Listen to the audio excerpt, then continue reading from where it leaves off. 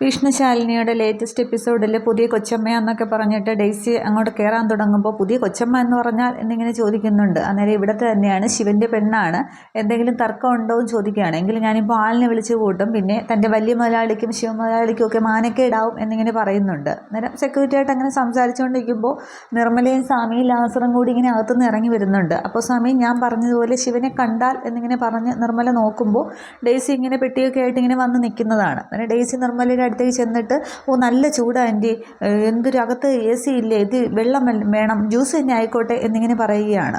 അന്നേരം അത് എന്നിങ്ങനെ പറഞ്ഞിട്ട് അത് ഇതെന്താ പെട്ടിയൊക്കെ ആയിട്ട് എന്നിങ്ങനെ ചോദിക്കുന്നുണ്ട്. അന്നേരം ഞാൻ ഇവിടെ താമസിക്കാനായിട്ട് വന്നതാണ് എന്നിങ്ങനെ ഡെയ്സി പറയുന്നുണ്ട്.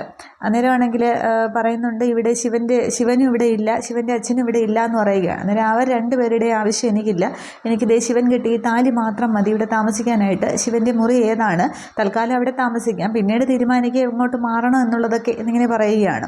അന്നേരമാണെങ്കിൽ രണ്ടും കൽപ്പിച്ചാണല്ലോ വന്നിട്ട്, നീ ഇതെന്ത് ഭാവിച്ചാണ് എന്നൊക്കെ ഇങ്ങനെ നിർമ്മല ചോദിക്കുകയാണ്. സ്വാമി ലാസറും ഇങ്ങനെ നോക്കി നിൽക്കുന്നേ ഉള്ളൂ. അന്നേരം പറയുന്നുണ്ട്, ആൻറ്റിയുടെ മോൻ എന്ത് ഭാവിച്ചാണ് എൻ്റെ കഴുത്തിൽ താലി കെട്ടിയത്, അതുകൊണ്ട് ഞാൻ എന്തായാലും ഇവിടെ കയറി താമസിക്കാൻ തന്നെയാണ് വന്നത്, എൻ്റെ പപ്പയാണെങ്കിൽ അവിടെ പെങ്ങളുടെ മകനുമായിട്ട് വിവാഹം നിശ്ചയിച്ചിരിക്കുകയാണ്, അതുകൊണ്ട് ഞാൻ അങ്ങോട്ടത്തേക്ക് പോയില്ല എന്ന് പറയുന്നുണ്ട്. അന്നേരം സ്വാമി പറയുന്നുണ്ട്, ഇത് കയ്യേറ്റമാണ്, വീട് കയറിയുള്ള കയ്യേറ്റം, പോലീസിനെ വിളിക്കും, അകത്താകും എന്നൊക്കെ പറയുകയാണ്. അന്നേരം ഡെയ്സി രണ്ടും കൽപ്പിച്ച് തന്നെയാണ് നിൽക്കുന്നത്. ഡെയ്സി പറയുകയാണ്, എങ്കിൽ പോലീസിനെ വിളിക്കും, ഞാൻ മീഡിയക്കാരെയും വിളിക്കാം, എന്നിട്ട് അപ്പോൾ മഹേന്ദ്ര മുതലാളിയുടെ കീർത്തിയാണെങ്കിൽ വാനോലം ഉയരുകയും ചെയ്യും, ഞാൻ പിന്നെ ഇവിടെ ഗേറ്റിന് പുറത്ത് സത്യാഗ്രഹം ഇരിക്കുകയും ചെയ്യും, എന്താ വിളിക്കുന്നില്ലേന്ന് ചോദിക്കുകയാണ്. എന്നിട്ടും ഡെയ്സി ആണെങ്കിൽ അകത്തേക്ക് കയറാൻ തുടങ്ങുമ്പോൾ നിർമ്മല പറയുന്നുണ്ട്, ശിവൻ്റെ അച്ഛൻ വരട്ടെ എന്നിട്ട് കയറാം, അല്ലാതെ ഒന്നും പറ്റില്ല എന്ന് പറയുമ്പോൾ, എങ്കിൽ പിന്നെ അത്രയും സമയം ഞാൻ ഇവിടെ ഇരിക്കാം, ഇവിടെ തന്നെ ഇരിക്കാം എന്ന് പറഞ്ഞ് ഡെയ്സി അവിടെ മുറ്റത്ത് തന്നെ തറയിൽ അങ്ങോട്ട് ഇരിക്കുകയാണ്. അന്നേരം നിർമ്മല ആകെ ഇങ്ങനെ നോക്കുന്നുണ്ട്, സ്വാമി ഇങ്ങനെ നിൽക്കുകയാണ്. അന്നേരം നിർമ്മലയോട് സ്വാമി പറയുന്നുണ്ട്, അകത്തേക്ക് കയറ്റുന്നതാണ് നല്ലത്, അല്ലെങ്കിൽ പിന്നെ ഇത് ആളുകളൊക്കെ അറിഞ്ഞ് മാനക്കേടാവും എന്നിങ്ങനെ പറയുമ്പോൾ എന്ത് ചെയ്യും ഈശ്വരാന്നും പറഞ്ഞിങ്ങനെ വിഷമിച്ച് നിർമ്മല നിൽക്കുകയാണ്. അതിനുശേഷം കാണിക്കുന്നത് ശാലിനിയാണെങ്കിൽ കുടുംബശ്രീ വീട്ടിലേക്ക് വരുന്നുണ്ട്. അന്നേരം ഗോപാലകൃഷ്ണൻ ഇങ്ങനെ മുറ്റത്തേക്ക് ഇറങ്ങി വരികയാണ് വീട്ടിൽ നിന്ന്. അന്നേരം ഞാൻ അച്ഛനോടൊരു കാര്യം ചോദിക്കാനാണ് വന്നത്, അച്ഛൻ അമ്മയെ എങ്ങോട്ടാണ് കൂട്ടിക്കൊണ്ട് പോയത് എന്ന് ചോദിക്കുന്നുണ്ട്. രാമേട്ടനാണെങ്കിൽ അവർ കാറിൽ നിന്നിറങ്ങി അവിടെ കാറിൽ ചാരി തന്നെ നിൽക്കുന്നുണ്ട്. ശ്യാമയും ശാരിയും കൂടി അവിടെ വന്ന് ജനൽ കൂടി ഇങ്ങനെ നോക്കി നിൽക്കുകയാണ്. അന്നേരം ഞാനല്ല എൻ്റെ അമ്മയെ കൂട്ടിക്കൊണ്ട് പോയത് എന്ന് പറയുകയാണ്. അന്നേരം അച്ഛൻ വെറുതെ നുണ പറയുകയാണ്, എന്തൊക്കെയോ രഹസ്യങ്ങൾ അച്ഛൻ മനസ്സിൽ ഒളിപ്പിച്ചിരിക്കുകയാണ് എന്നൊക്കെ പറയുമ്പോൾ, നിൻ്റെ അമ്മയെ പോലെ അത്ര രഹസ്യങ്ങളൊന്നും ഒളിപ്പിക്കാൻ എന്നെ കൊണ്ട് കഴിയില്ല, എനിക്കത്ര മനസ്സിനത്ര കട്ടിയൊന്നുമില്ല, ഞാനുള്ളതുപോലെ പറയും, ഞാനൊന്നും അല്ല, അവർ വെറുതെ പറയുന്നതാണ്, ശാരദയെ കൊണ്ടുപോയി ഞാനെല്ലാം തറപ്പിച്ച് പറയുകയാണ്. അന്നേരം അച്ഛൻ അന്ന് നസീറിൻ്റെ കൊലപാതകം മുതൽ എന്തൊക്കെയോ രഹസ്യങ്ങൾ മനസ്സിൽ വെച്ചിരുന്നതല്ലേ, ഒരുപാട് കാലം നടന്നതല്ലേ, പിന്നീട് ആ ബോഡി എവിടെയാണ് ഒളിപ്പിച്ചതെന്ന് ഇപ്പോഴും അച്ഛൻ്റെ മനസ്സിൽ തന്നെയുണ്ട്, ഞാൻ ഈ കാണുന്ന ആളെ അല്ല അച്ഛൻ വേറെ ആരൊക്കെയാണ് എന്നിങ്ങനെ പറയും, എനിക്ക് ഉത്തരം അറിഞ്ഞേ മതിയാവും, എൻ്റെ അമ്മ എവിടെ, അതോ അമ്മയെ കൊണ്ടുപോയി എന്നിങ്ങനെ പറയുമ്പോൾ ഗോപാലകൃഷ്ണൻ ദേഷ്യം വരികയാണ്. അതിനെ ചോദിക്കുക, എൻ്റെ അമ്മയെ കൊന്നോന്നോ എന്ന് അതങ്ങോട്ട് ചോദിക്കാമെന്ന് ചോദിക്കുമെന്ന് പറയുകയാണ്. അന്നേരം ശാലിനിക്ക് ദേഷ്യം വരുന്നുണ്ട്. അന്നേരം ശാലിനി പറയുകയാണ്, ചോദിക്കാൻ ഞാൻ വന്നത് തന്നെയാണ്, അത് ചോദിച്ചിട്ടേ പോവുകയുള്ളൂ, എൻ്റെ അമ്മ എവിടെ, എന്താ കൊണ്ടുപോയി ഇല്ലാതാക്കിയോ എന്നിങ്ങനെ ശാലിനി മുഖത്ത് നോക്കി തന്നെ ചോദിക്കുന്നുണ്ട്. അന്നേരം അതെ, ഞാൻ നിൻ്റെ അമ്മയെ കൊന്നു, എന്നിട്ട് കഷ്ണങ്ങളാക്കി പിന്നെ ഒളിപ്പിച്ചു എന്നൊക്കെ പറയുന്നുണ്ട്. അന്നേരം എന്നിട്ടും ശാലിനി ചോദിക്കുന്നുണ്ട്, അച്ഛൻ അമ്മ എങ്ങോട്ടാണ് എവിടെയാണ് കൊണ്ടുപോയെന്ന് ചോദിക്കുമ്പോൾ ശാരി ചേച്ചിയും ശ്യാമയും കൂടി കണ്ടതാണല്ലോ എന്ന് പറയുകയാണ്. അന്നേരം അവർ വെറുതെ പറയുന്നതാണ് എന്നിങ്ങനെ പറയുന്നുണ്ട്.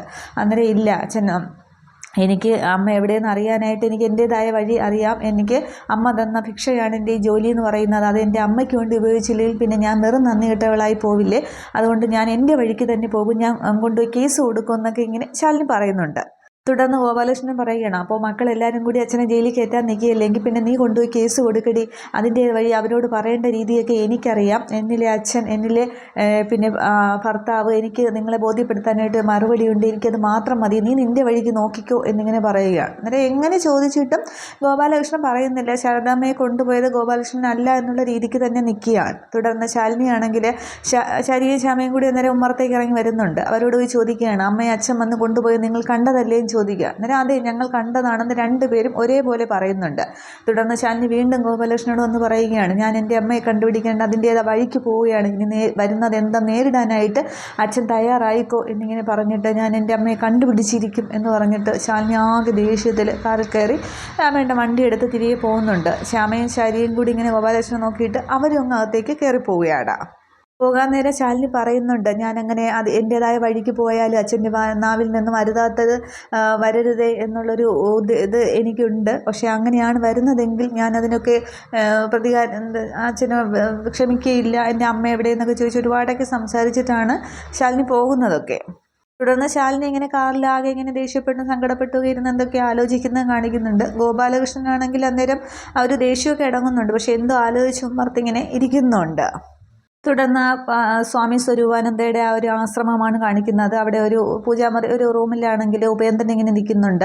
അന്നേരം ജഗദീപും അടുത്തുണ്ട്. അന്നേരം ഉപേന്ദ്രൻ പറയുന്നുണ്ട്, ഇനി മര്യാദയ്ക്ക് നിങ്ങൾ ഇവിടെ നിന്ന് പൊയ്ക്കോളണം, ഇതൊരു ആശ്രമമാണ് എന്നൊക്കെ ഇങ്ങനെ പറയുന്നുണ്ട്. അന്നേരം നിനക്ക് കിട്ടിയതൊന്നും പോരെ എന്നിങ്ങനെ ചോദിക്കുകയാണ്. അന്നേരം എനിക്ക് കിട്ടിയത് ഞാനങ്ങോട്ട് സഹിച്ചു, ഇനി നീ എന്നെ എന്താ ചെയ്യാൻ പോകുന്നത്, നിങ്ങളിവിടെ നിന്ന് പുറത്ത് പൊയ്ക്കോളണമെന്നൊക്കെ പറയുന്നുണ്ട്. അന്നേരം ഇവർ തമ്മിലുള്ള ഇനി നിങ്ങളെന്താ എന്നെ കൊല്ലുമെന്നും പറഞ്ഞിങ്ങനെ ഉപേന്ദ്രനല്ല ജഗദീപ് രണ്ടുപേരും കൂടെ ഒരു വഴക്കെന്ന പോലെ ഇങ്ങനെ സംസാരത്തിൽ നിൽക്കുമ്പോൾ സുസ്മിത വരുന്നുണ്ട്. അന്നേരം മതി നിർത്ത, ഇതൊരു ആശ്രമമാണ്, ഇവിടെ ഇങ്ങനെയൊന്നും പറ്റില്ല എന്നിങ്ങനെ പറയുന്നുണ്ട്. അന്നേരം അതിന് ഞാൻ എന്തിനാണ് പേടിക്കേണ്ടത് നിങ്ങളല്ലേ, എനിക്കൊരു സ്വാമി അറിഞ്ഞാലുണ്ടല്ലോ എന്നൊക്കെ സുസ്മിത പറയുന്നുണ്ട്. അന്നേരം ഒരു സ്വാമിയും എനിക്ക് പേടിക്കേണ്ട കാര്യമൊന്നുമില്ല, ഞാൻ ഔട്ട്സൈഡറാണ്, നിങ്ങളല്ലേ ഇവിടുത്തുകാർ, അപ്പോൾ നിങ്ങളാണ് പേടിക്കേണ്ടത് എന്നിങ്ങനെ പറയുന്നുണ്ട്. അന്നേരമാണെങ്കിൽ ജഗതി പറയുന്നുണ്ട്, എൻ്റെ ആ തലക്കടി കിട്ടിയത് സുസ്മിത ഞാൻ നിന്നെ ഓർത്തങ്ങോട്ട് ക്ഷമിച്ചു, പക്ഷേ ഇത് ഞാൻ ക്ഷമിക്കില്ല എന്നും പറഞ്ഞ് നിൽക്കുകയാണ്. ഉപേന്ദ്രൻ പറയുമെന്നുള്ള ഉപേന്ദ്രനല്ല ജഗതി പോയി പറയുമെന്നുള്ള രീതിക്ക് നിൽക്കുകയാണ്. അന്നേരം എനിക്ക് കിട്ടാനുള്ളതെല്ലാം കിട്ടി, എൻ്റെ സ്വത്തുക്കളെല്ലാം കിട്ടി, ഇനി ഞാൻ ഇതുമായിട്ട് മലേഷ്യയിലേക്ക് അങ്ങോട്ട് പറക്കും, ഇനി നിങ്ങൾ പിന്നെ ബഹളം ഉണ്ടാക്കുകയാണെങ്കിലുണ്ടല്ലോ എന്നിന് ഞാൻ തീർക്കും എന്നൊക്കെ പറഞ്ഞിട്ട് ഉപേന്ദ്രനാണെങ്കിൽ തോക്കെടുക്കുന്നുണ്ട്. പാൻ്റെ പോക്കറ്റിൽ നിന്നും തോക്കെടുത്തിട്ട് ഇങ്ങനെ ജഗദീപിന് നേരെ നീട്ടുകയാണ്. അന്നേരം സുസ്മിത ഒന്നിങ്ങനെ പേടിക്കുന്നുണ്ട്. അന്നേരമാണെങ്കിൽ നിങ്ങളിവിടെ ഇട്ട് തീർത്തിട്ട് ഞാൻ അങ്ങ് പോകും, ഒരു കുഞ്ഞു പോലും അറിയാൻ പോകുന്നില്ല, എന്താ പൊട്ടിക്കട്ടെ എന്നും പറഞ്ഞ് ഇങ്ങനെ നിൽക്കുകയാണ്. അന്നേരം മതി മാറി നിൽക്കുക എന്നും പറഞ്ഞങ്ങോട്ട് സുസ്മിത ഇടയ്ക്ക് കയറിയുന്നുണ്ട്. പക്ഷേ അപ്പം ജഗദീപിൻ്റെ ഫ്രണ്ടിലായിട്ട് ഇങ്ങനെ സുസ്മിത നിൽക്കുകയാണ്. അന്നേരം എനിക്ക് കിട്ടി, നിങ്ങൾക്ക് തരാനുള്ളത് തരാമെന്ന് പറഞ്ഞ് സുസ്മിതയ്ക്ക് നേരെ അങ്ങോട്ട് ഇങ്ങനെ തോക്കുമായിട്ട് നിൽക്കുകയാണ്. അന്നേരം സുസ്മിത ഇങ്ങനെ ആകെ പേടിച്ച് നിൽക്കുന്നുണ്ട്. എന്നിട്ട് പറയുകയാണ്, എനിക്കൊന്നും നോക്കാനൊന്നുമില്ല, എനിക്കെല്ലാം തിരിച്ചു കിട്ടി, നിങ്ങളാണ് പേടിക്കേണ്ടതെന്നൊക്കെ പറഞ്ഞ് പൊട്ടിക്കിട്ടെ എന്നും പറഞ്ഞ് ഇങ്ങനെ ആ ഒരു ഗൺ പോയിന്റിൽ ഇങ്ങനെ നിർത്തുമ്പോൾ സുസ്മിത ആകെ പേടിച്ച് നിൽക്കുന്നുണ്ട്. ജഗദീപും ഇങ്ങനെ തന്നെ നോക്കിക്കൊണ്ട് നിൽക്കുന്നേ ഉള്ളൂ. പക്ഷേ ആ ഒരു ടൈമിൽ തന്നെ പുറകിൽ നിന്നും ശിവനാണെങ്കിൽ ഈ പിന്നെ ഉപേന്ദ്രൻ്റെ തോളിലോട്ട് മുതുകത്തൊരു ചവിട്ടുകയാണ്. അതിന് മുന്നേ ഉപേന്ദ്രനാണെങ്കിൽ ജഗദീപിനോട് ചോദിക്കുന്നുണ്ട്, നീയാണല്ലേ സത്യഭാമയോട് പറഞ്ഞത് ഞാനിവിടെ ഉണ്ട് എന്നുള്ളത്, അപ്പോൾ പറഞ്ഞ നിങ്ങൾ എന്തിരി എന്നെ കൊല്ലൂ എന്നൊക്കെ ചോദിക്കുമ്പോഴാണ് ഈ തോക്ക് എടുക്കുന്നതൊക്കെ. അന്നേരം ആ ചവിട്ട് കൊണ്ട് ഉപേന്ദ്രൻ അങ്ങോട്ട് തെറിച്ച് വീഴുന്നുണ്ട്, തോക്ക് അങ്ങോട്ട് തെറിച്ചും പോവുകയാണ്. എന്നിട്ട് പിന്നെ ഉപേന്ദ്രനെ അങ്ങോട്ട് അടിക്കുകയാണ്. കുറേ 2-3 അടിയൊക്കെ അടിക്കുന്നുണ്ട്. എന്നിട്ട് തറയെ ചവിട്ടി ഇടുകയാണ്. എന്നിട്ട് കാല് നെഞ്ചത്തേക്ക് വെച്ചിട്ട് ചോദിക്കുന്നുണ്ട്, നിനക്ക് രാഘവ സാറിൻ്റെ സ്വത്തും വീടും ഒക്കെ വേണമല്ലേ, ആ പാവം മനുഷ്യനെ പിന്നെ നീ കൊണ്ട് നടന്ന് ഉപദ്രവിക്കാനാണ് നോക്കിയതല്ലേ എന്ന് പറഞ്ഞിട്ട് ആ ഫയൽ പിടിച്ച് വാങ്ങിക്കുകയാണ് ചെയ്യുന്നത്. എന്നിട്ട് അതിങ്ങനെ മറിച്ച് നോക്കുന്നുണ്ട്. അന്നേരം ഉപേന്ദ്രൻ അങ്ങോട്ട് ചാടി എഴുന്നേറ്റിട്ട് എൻ്റെ ഫയൽ അതിന് താന്നൊക്കെ പറയുമ്പോൾ വീണ്ടും അടിയങ്ങോട്ട് കൊടുക്കുകയാണ്. അന്നേരം ഇതല്ലേ നീ രാഘവ സാറിൻ്റെ കയ്യിൽ നിന്ന് എഴുതി ഒപ്പിട്ട് വാങ്ങിയത്, ഇത് രജിസ്റ്റർ ആക്കിയില്ലല്ലോ, തൽക്കാലം ഇതെൻ്റെ കയ്യിലിരിക്കട്ടെ, ഞാൻ രജിസ്റ്റർ ആക്കിക്കോളാം എന്ന് പറഞ്ഞിട്ട് വീണ്ടും ഭിത്തിയിൽ ചേർത്ത് വെച്ച് നന്നായിട്ട് ഇടി കൊടുക്കുകയാണ്. അന്നേരം സുസ്മിത ഇത് കണ്ട് അന്തം വിട്ട് വായം വിളിച്ച് നിൽക്കുന്നുണ്ട്. ജഗദീപ് നോക്കി നിൽക്കുകയാണ്. അപ്പോൾ ജഗദീപ് പറയുകയാണ്, ഇവനാൾ പുലിയാണല്ലോ, അപ്പോൾ ഇവനെക്കുറിച്ചായിരിക്കും പറഞ്ഞു കേട്ടത്, ശിവൻ അല്ലേ എന്നും പറഞ്ഞിങ്ങനെ അടി കൊടുക്കുന്നത് നോക്കി നിൽക്കുകയാണ്. അപ്പം അടി കൊണ്ട് വീണ്ടും തറയിലേക്ക് വീഴുന്നുണ്ട്. ഉപേന്ദ്രനാണെങ്കിൽ ആവശ്യം പോലെ കിട്ടുന്നുണ്ട് ശിവൻ്റെ. എന്നിട്ട് അപ്പോൾ സുസ്മിത പറയുന്നുണ്ട്, ഇതൊരു ആശ്രമമാണ്, നിങ്ങൾക്ക് പോലെ ഭ്രാന്തന്മാർക്ക് കയറി നിരങ്ങാനുള്ളതൊന്നും അല്ല ഇവിടെ, ഇതൊരു പരിപാവനമായ സ്ഥലമാണ് എന്ന് പറയുമ്പോൾ ശിവൻ്റെ മുഖത്ത് നോക്കിയാണ് സുസ്മിത പറയുന്നത്. അന്നേരം ശിവൻ അങ്ങോട്ട് ആകപ്പാട് ദേഷ്യം സുസ്മിതയുടെ കാരണം നോക്കി ഒന്ന് പൊട്ടിക്കുകയാണ്. എന്നിട്ട് പറയുകയാണ്, അത് നീ ആയിരുന്നു ഓർക്കേണ്ടത്, ഇവിടെ വിളിച്ച് കയറ്റുമ്പോൾ അങ്ങനെയുള്ള ശുദ്ധവൃത്തിയുള്ള ആൾക്കാരാണോ എന്ന് നോക്കേണ്ടത് നീ ആയിരുന്നു നോക്കേണ്ടത് എന്ന് പറഞ്ഞ് കാരണം മുളക്കൊന്ന് കൊടുക്കുന്നുണ്ട്. സുസ്മിത അടിയും കൊണ്ടിങ്ങനെ കവിളത്തേനെ കൈയും വെച്ച് ഇങ്ങനെ നിൽക്കുകയാണ്. എന്നിട്ട് ആ ശിവൻ അങ്ങോട്ട് ഉപേന്ദ്രനോടുള്ള കരി തീരുന്നില്ല. ആ പാവൻ രാഘവസാറിനെ നീ കൊണ്ട് മദ്യം കുടിപ്പിച്ചു എന്ന് പറഞ്ഞ് വീണ്ടും അങ്ങോട്ട് ഇട്ട് ചവിട്ടുകയാണ്. അന്നേരം സുസ്മിത ജഗദീവിനോട് പറയുകയാണ്, ഇങ്ങനെ ഭ്രാന്തന്മാർക്ക് കയറി ഇറങ്ങാനുള്ള സ്ഥലമൊന്നുമില്ല, സെക്യൂരിറ്റി വിളിക്കുക എന്ന് പറയുമ്പോൾ ജഗദീപ് ഇങ്ങനെ അങ്ങോട്ട് ഇത് കേൾക്കാത്ത മട്ടിൽ ഇങ്ങനെ അലക്ഷ്യമായിട്ട് അങ്ങോട്ടും ഇങ്ങോട്ടൊക്കെ നോക്കി കേൾക്കുന്നുണ്ട്. പക്ഷേ ഉപേന്ദ്രൻ അടി കിട്ടട്ടെ എന്നുള്ള രീതിക്ക് നിൽക്കുകയാണ്. അന്നേരം പറഞ്ഞത് കേട്ടില്ലേ, പോയി സെക്യൂരിറ്റി വിളിക്കുക എന്നിങ്ങനെ സുസ്മിത ദേഷ്യപ്പെടുമ്പോൾ ആരെയും വിളിക്കണ്ട എന്ന് പറഞ്ഞുകൊണ്ട് ഈ സ്വാമിയാണെങ്കിൽ സ്വാമിയും കുറേ ആൾക്കാരും കൂടി അങ്ങോട്ടത്തേക്ക് വരുന്നുണ്ട്. ഞാനെല്ലാം കണ്ടും കേട്ട് നിൽക്കുകയായിരുന്നു എന്ന് പറഞ്ഞുകൊണ്ടാണ് സ്വാമി അകത്തേക്ക് ഇങ്ങനെ കയറുന്നത്. അന്നേരം സുസ്മിതയാണെങ്കിൽ സരിയൊക്കെ എടുത്ത് ഇങ്ങനെ മൂടുകയൊക്കെ ചെയ്യുന്നുണ്ട്. ആ ഒരു വിനയഭാവത്തിലൊക്കെ നിൽക്കുകയാണ്. അന്നേരം ശിവനാണെങ്കിൽ സ്വാമിയോട് പറയുന്നുണ്ട്, ഒരു പാവം മനുഷ്യനെ കുടിപ്പിച്ച് കിടത്തിയിട്ട് അയാളെ സ്വത്ത് മുഴുവൻ എഴുതിയെടുക്കാനായിട്ട് ഇയാൾ തിരഞ്ഞെടുത്തത് സ്വാമിയുടെ ആശ്രമമാണ്. അതിനെല്ലാത്തിനും കൂട്ടുനിന്നത് സ്വാമിയുടെ ആശ്രിത വത്സലയായ ഈ ശിഷ്യയും എന്നിങ്ങനെ പറയുന്നുണ്ട്. എന്നാലാവുന്നത് ഞാനെല്ലാം അങ്ങോട്ട് കൊടുത്തിട്ടുണ്ട്. ഇനി ബാക്കി കാര്യങ്ങൾ തീരുമാനിക്കേണ്ടത് സ്വാമിയാണ് എന്ന് പറഞ്ഞിട്ട് ഉപേന്ദ്രന് നേരെ ശിവൻ തിരിയുകയാണ്. എന്നിട്ട് പറയുന്നുണ്ട്, ഇനി ആ കുടുംബത്തിന് നേരെ എന്തെങ്കിലും താൻ ഉപദ്രവിക്കാനായിട്ട് ഇറങ്ങിയാൽ ഈ ശിവൻ നമ്മൾ തമ്മിൽ വീണ്ടും ഒന്ന് കാണേണ്ടി വരും എന്നിങ്ങനെ പറഞ്ഞിട്ട് ശിവൻ വീണ്ടും സ്വാമിയോട് പറയുന്നുണ്ട്. സുസ്മിത നോക്കി തന്നെ പറയുന്നുണ്ട്, ഒരു പരിപാവനമായ ആശ്രമത്തിൽ ഇങ്ങനെയുള്ളവരെ കയറ്റാതിരിക്കാനായിട്ട് സ്വാമി ശ്രദ്ധിക്കുക, അത് ഇവിടെ മുടിക്കത്തേ ഉള്ളൂ എന്നിങ്ങനെ പറയുകയാണ്. എന്നിട്ട് സുസ്മിത ഇങ്ങനെ ആകെ പെട്ട് തന്നെ നിൽക്കുകയാണ്. സുസ്മിതയുടെ അവസ്ഥയും സാഹചര്യമൊക്കെ അവിടെ മാറുകയാണ് ചെയ്യുന്നത്. എന്നിട്ട് ശിവനാണെങ്കിൽ ആ ഫയലുമായിട്ട് നേരെ നടന്നങ്ങ് പോവുകയാണ്. അന്നേരം ഓം ശിവായ നമഃ എന്നുള്ള ആ ഒരു ബാക്ക്ഗ്രൗണ്ട് മ്യൂസിക്കൊക്കെ ഇട്ടാണ് ശിവനിങ്ങനെ ആസിലൊക്കെ നടന്നു പോകുന്നത്. ശേഷം സെക്യൂരിറ്റി ആണെങ്കിൽ ഉപേന്ദ്രനെ അങ്ങോട്ട് എഴുന്നേൽപ്പിച്ച് ഇങ്ങനെ പിടിച്ചു വെച്ചിരിക്കുകയാണ്. ഉപേന്ദ്രൻ ആകെ എല്ലാ അടിയൊക്കെ കൊണ്ട് ഇങ്ങനെ ക്ഷീണിച്ചില്ല, ബോധം പോയ പോലെ തന്നെ നിൽക്കുന്നുണ്ട്.